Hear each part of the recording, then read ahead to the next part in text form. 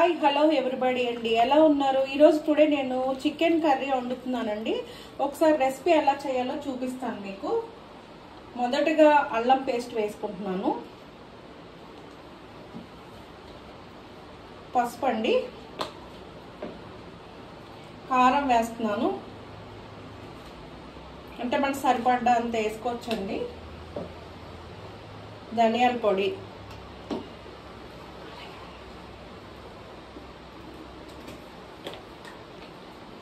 Salt వేసుకుంటున్నామండి సరిపడ్డా అంత, కావాలంటే తర్వాత వేసుకోవచ్చు.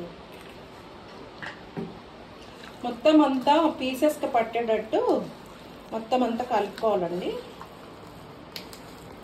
కలుపుకున్న తర్వాత బాగా ఒక ½ అవర్ పాటు దీన్ని మూత పెట్టుకుని పక్కకు పెట్టుకోవాలండి.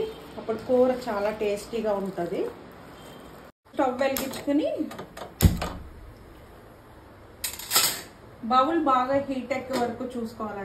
దీంట్లో కర్రీకి సరిపడ్డా ఆయిల్ వేసుకోవాలండి. మనము ½ అవర్ మ్యాగ్నేట్ చేసుకున్నాం కదండి, కొంచెం మూత పెట్టి పక్కకు పెట్టుకోండి. వేడెక్కిన తర్వాత కొంచెం జీలకర్ర వేసుకోవాలండి. తర్వాత ఆనియన్స్ వేసుకోవాలండి. ఆనియన్స్ బాగా బ్రౌన్ కలర్ వచ్చే వరకు ఫ్రై చేసుకోవాలండి, ఎందుకంటే పచ్చిగా ఉంటే బాగోదు. ఆనియన్స్ బాగా బ్రౌన్ కలర్ వచ్చినాయి కదండి, ఇప్పుడు చికెన్ పీసెస్ వేసుకోవాలి. ఇందులో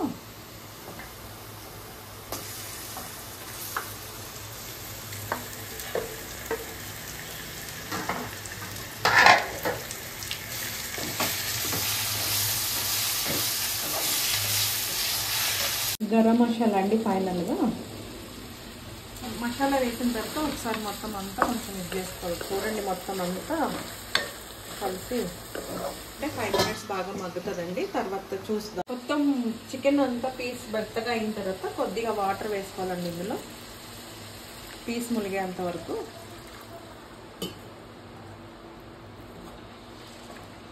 ఇంక దగ్గరికి వస్తుంది గ్రేవీ. ఇప్పుడు మనం కొత్తిమీర వేసుకున్నానండి.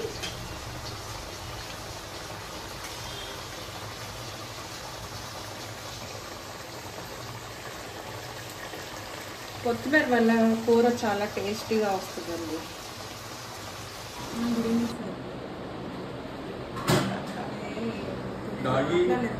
చికెన్ కర్రీ అండి. మా అబ్బాయి బాగా ఆకలేస్తుంది అంటున్నాడండి. ఫస్ట్ ఆయన పెట్టిన ట్రై చేస్తున్నాడు, మరి ఎలా ఉందో చెప్తాడు.